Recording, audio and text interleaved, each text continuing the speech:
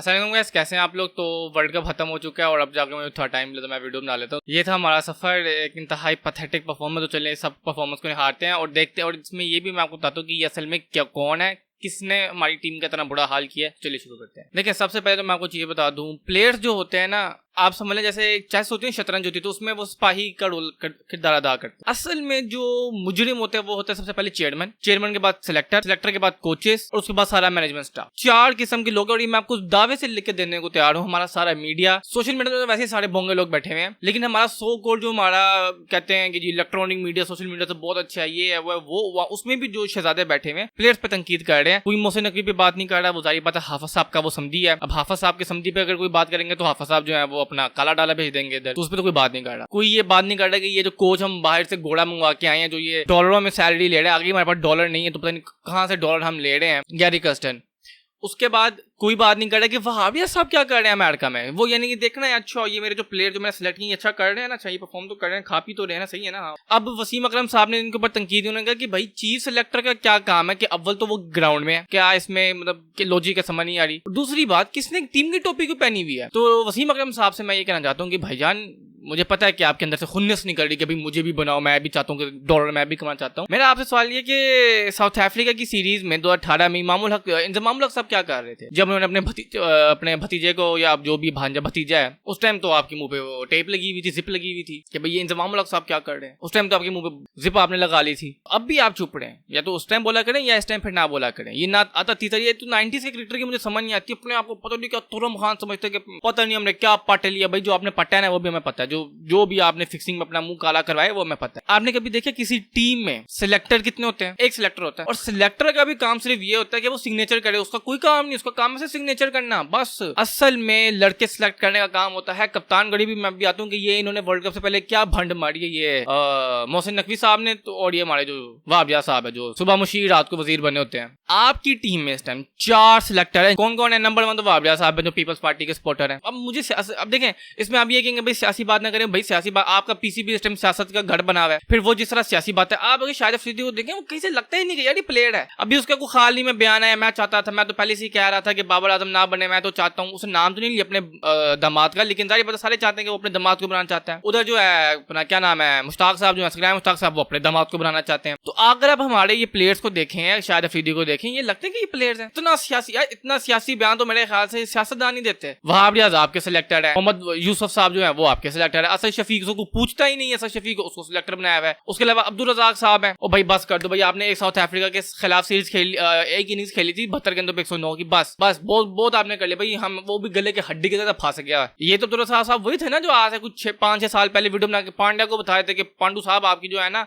जो फ्लॉज हैं वो ये हैं, पांड्या आप ऐसे करे वो करे। भाई आप जरा अपने बॉलरों को देख ले, शाइन से स्विंग नहीं हो रही, आप उसको बताएं उसके फ्लॉज क्या है। तो हमारे लोग भी ना बिल्कुल जैसे वो ज़हनी, वो एक है ना कि वो खान साहब ने दफा कहना है कि हम गुलाम है। भाई साहब हाँ, हम वाकई गुलाम हैं। आपने 4 सिलेक्टर रखे हुए और वो जो बाकी जो कार्टून हमने 4 बिठाए हुए उनको पता है कि उनकी बोलती बंद होगी साड़ी को, वो तो वहाबिया साहब के पास है। अगर आपने वाकई तौर पर फिरौनियत देखनी है ना कि भाई अगर आपने एक झलक देखनी है भाई फिरौन कैसा हो, तो वहाबिया साहब को देखो। वो जिस तरह सीट के ऊपर बैठता है ना, जिस तरह वो झूले झूलता है, जिस तरह उसकी टोन। अभी उसामा मीर जो है उसके खिलाफ जो उसकी बातें हुई है, वो मैं एक वीडियो देख रहा था, उसमें एक बंदे ने बताया कि भाई बस माँ बहन की गालियां नहीं दी, बाकी सब कुछ हुआ है। मतलब आपने ऐसा चूचू का मुरब्बा बना दिया है, ऐसे भानमती का कुंभा बना दिया, समझ कुछ आ नहीं रही है। इतने गड्ढे भर दिए हैं, इतने गड्ढे भर दिए कि समझ नहीं आ रहा किस गड्ढे को भरे। एक भरते हैं दूसरा खुल जाता है, दूसरा भरो तो तीसरा खुल जाता है। पिछले साल अगस्त या सितंबर से हमें ये देखा था कि भाई टीम में फट्टेबाजी हो रही है कि ये शाहिद अफरीदी जब से ये जरा टीवी पे आया तो उसने अपने दामाद को उठाया, भाई तू कप्तानी कर, तू बहुत जैसे तू पैट का मैच है कि तू कप्तानी करेगा तो तू जो है वर्ल्ड कप जीतेगा। पाकिस्तान में, पाकिस्तान के एनवायरनमेंट में, पाकिस्तान का जो क्लाइमेट है, जितनी गर्मी इधर पड़ती है, फिर जो फैसिलिटी सुभान अल्लाह हमारे पास है, उस फैसिलिटी में फास्ट बॉलर कप्तान नहीं बन सकता। अब अगर आप इमरान खान और वसीम अकरम की बात करेंगे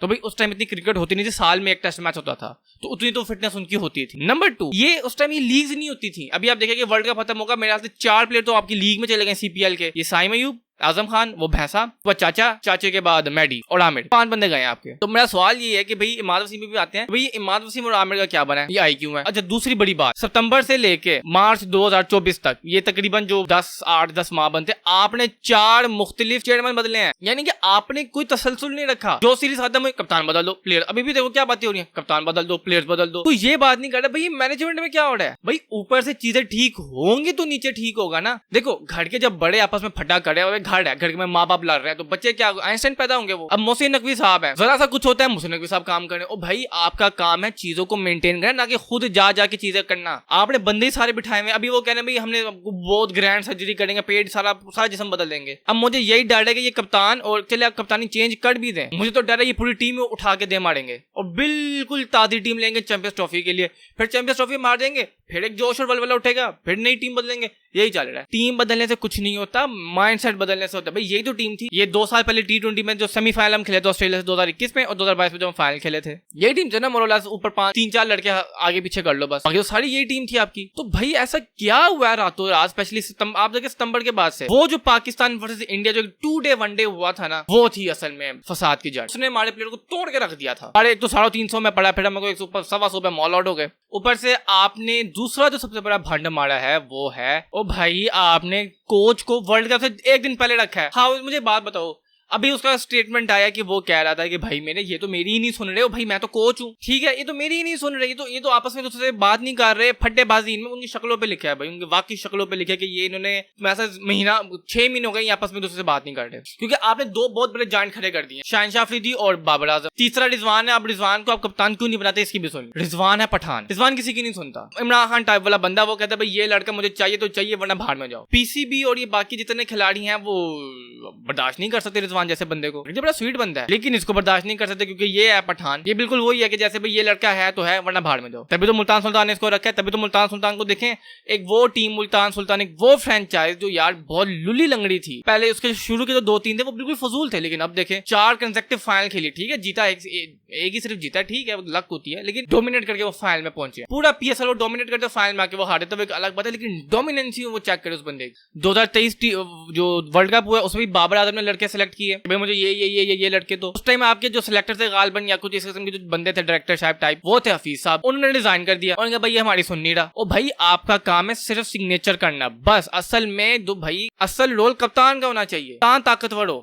आपने कप्तान को लुल बना के रखा हुआ है। भाई कप्तान को पता होना चाहिए ना, भाई मैं जहां जा रहा हूं उधर ऐसी पिचेज होंगी, मैं ऐसा कप्तान हूं, मुझे ऐसी टीम चाहिए, हम इस तरह खेलेंगे। ये तो 2 साल आप जो सेमीफाइनल फाइनल खेले हैं, ये क्यों खेले हैं? क्योंकि उस टाइम एक तो चेयरमैन था रमीज राजा, वो क्रिकेटर आदमी, तो उसको पता था भाई ये क्रिकेटर की सेंस क्या होती है। ये पाकिस्तान और इंडिया ये वाहिद तो ऐसे मुल्क है कि जहां पे सियासत इतनी ज्यादा है, यानी क्रिकेट बोर्ड का जो चेयरमैन है वो भी एक सियासत की भट्टी है। आप देख लें वो जय शाह उधर बैठा है, लेकिन इंडिया में एक सिस्टम बना हुआ है, यहाँ पे सिस्टम ही नहीं है। आपको एक क्रिकेटर चाहिए चेयरमैन की सूरत में। पाकिस्तान की कभी भी हिस्ट्री में कभी भी कोई क्रिकेटर चेयरमैन नहीं बना सवाए रमीज राजा के। और ये जो चवल लोग आए हैं जिन्होंने PCB को हाईजैक किया, ये क्या कहते हैं कि बाबर आजम जो है वो अपने लड़के सेलेक्ट करता था, जिसकी वजह से जो है ना पाकिस्तान सेमीफाइनल में हार है, फाइनल में हार है, तो वो जो है ना वो एलिमेंट ये वो हम लड़के सेलेक्ट करके देंगे ताकि हम फाइनल जीते। ये लो सुपर 8 में क्वालिफाई नहीं कर पाए, सेमीफाइनल फाइनल तक जाना तो दूर की बात है। असल टीम होती है सेमीफाइनल फाइनल तक जाना, फाइनल जीतना भी बड़ी बात होती है, लेकिन फाइनल तक पहुंचना भी तो बड़ी बात है। आप यानी अब टॉप 2 टीम है, अब भूल जाए वो कैसे जैसे मर्जी पहुंचे, लेकिन वर्ल्ड कप में पाकिस्तान पहुंचा था, नेदरलैंड्स नहीं पहुंचा था, और नेदरलैंड ने अपने लिए खेला फॉर द फर्स्ट प्लेस। ये भूल जाए कि नेदरलैंड ने हमारे लिए खेला। नेदरलैंड्स ने पिछले वर्ल्ड कप में अपने लिए खेला था, वो जीते थे, तो वो डायरेक्ट क्वालिफाई किया था इस वर्ल्ड कप के लिए, ठीक है। अब डोमेस्टिक से याद आया, खान साहब ने एक बहुत बड़ी गलती की थी, वो ये थी कि भाई पहले पाकिस्तान की जो डोमेस्टिक की टीम थी वो थी 12-13। डोमेस्टिक का मतलब होता है कि भाई ये जितने भी ये डोमेस्टिक UBL ये वो, ठीक है, इनका कोई मैचेस देखने नहीं आता, लेकिन फिर भी प्लेयर यहीं से बनते हैं। जब एक बॉलर 20-20 ओवर करा रहा है तो भाई उसको पता चल कि भाई मेरी लाइन लेंथ क्या है। अब अगर एक बंदा 5 दिन में 100 ओवर कराता है, 20-20 ओवर एज एक टेस्ट मैच में, वो ज्यादा अच्छा बॉलर होगा कि एक ये हारिस रऊफ जैसा टेपिया जो 2 ओवर कराता है T20 में, उसमें पड़ गए तो पड़ गए, विकेट मिल गई तो मिल गई। जाहिर बात है जिस जो 20 ओवर करे वो ज्यादा अच्छा होगा उसकी लाइन लेंथ। लेकिन हमने कभी भी डोमेस्टिक के प्लेयर्स को नहीं पकड़ा, क्यों? क्योंकि वो कैच नहीं पकड़ते। तो ये जो आपकी ये जो PSL के जो ये पौध आई हुई है, ये साइम अयूब और आजम खान और गेंडा जो है, ये जैसे बड़े जॉन्टी रूट्स की तरह कैच पकड़ रहे हैं, तो ये लॉजिकल है। अब खान साहब ने क्या किया, चूंकि वो ऑस्ट्रेलिया का था, ओ भाई खुदा का वास्ता हम घोड़े नहीं है। एक तो पता नहीं हमारे सियासतदान और हमारे ये वो अगरम बगरम, इनको क्या मसला है कि भाई जो घोड़ा कड़ा है वही हम करें। ओ भाई हम वो नहीं है, हम बहुत डिफरेंट हैं यार। इंडिया और पाकिस्तान में बहुत कम ऐसे प्लेयर हैं जो कि जिम वाले फिट है, और उसमें सिर्फ मैं नाम लेना चाहता हूँ विराट कोहली का या ये पांड्या। बाकी रोहित शर्मा को देख लो, वो लगता है कहीं फिट है लेकिन छक्के वो मारता है, उसकी प्रैक्टिस को पता है भाई वो भाग नहीं सकता जितनी रफ्तार से कोहली भाग सकता है या बाकी कोई और प्लेयर भाग सकता है। तो वो अपने बाजू को ताकतवर बनाता है भाई, वो छक्का वो खड़े खड़े छक्के मारता है। कोई एक भी ऐसा जिम, सबके पेट निकले हुए हैं। एक तो वो मैं देख रहा था कि यूएसए में निहारियां खा रहे हैं, एंजॉय हो रहा है बिल्कुल, जो है ना वो पता ही नहीं है वर्ल्ड कप खेलने आए वहां भैया साहब, अपनी वो पत्नियों और ये बाकी हमारे प्लेयर पत्नियां लेके गए हैं, अपनी बीवियां लेके गए हैं अपनी। अब चेयरमैन का क्या काम है कि भाई वो जो बाबर आजम ने टीम सेलेक्ट की है उसको हटा के अपने लड़के रख दे, भाई ये